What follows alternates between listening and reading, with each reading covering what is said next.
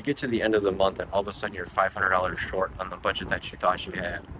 I see people struggling all the time, sticking to their budget, making a budget, and also not getting caught off guard by expenses that they never even planned for. Some people try to do the envelope system where they put every dollar into different envelopes, and that forces them not to go over on certain budgets. But realistically, we have such a digital age now that trying to do everything with paper money is going to be very difficult. You might be able to do it with a ledger of some sort, but it's going to be really hard for any automatic online purchases. The other solution that a lot of people use is Excel or Google Sheets, and that's just going to be listing out your expenses line by line. This is very good because it's granular, but it's also very difficult because you actually have to go through line by line every single transaction. And when you're using your debit card or credit card and you only have $5 transactions or $10 transactions, they can add up to quite a bit of work. And realistically, a lot of people don't want to do that.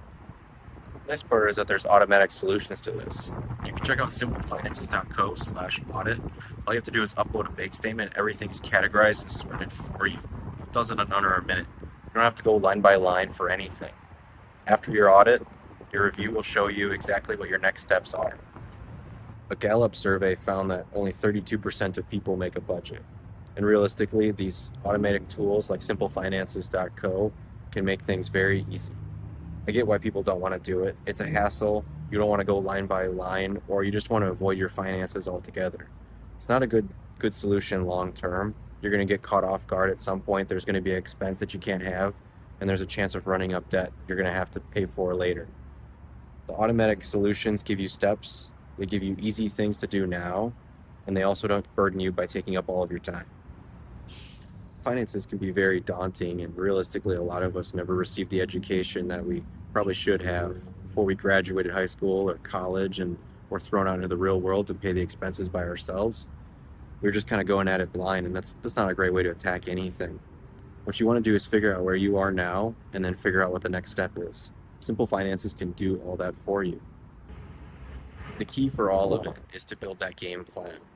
Figure out how to get out of debt, pay it down, and then also start building a net worth. How do you start investing? How do you build your budget? How do you categorize all your expenses? All of that is what puts you ahead. So, what kind of emotions do you feel around finances? Do you feel like you have enough? Do you feel like you have a vision for the future? Do you feel like you're overwhelmed?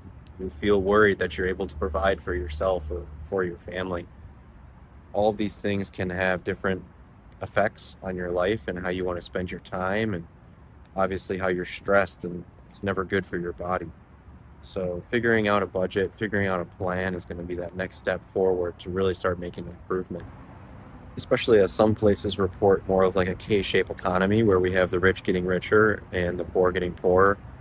I think people are starting to hit that point where they would rather live it up in the moment and not really worry about the future or plan for the future when they could spend the little money that they have on fun things now, going out with friends or dinners or vacations.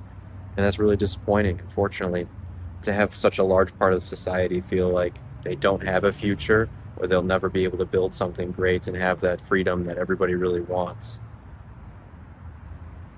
So let me know, how do you spend your money? Does your emotions impact how much you save or how you budget or how much you spend? Do you feel comfortable with where you're at or are you nervous for the future? Let me know in the comments.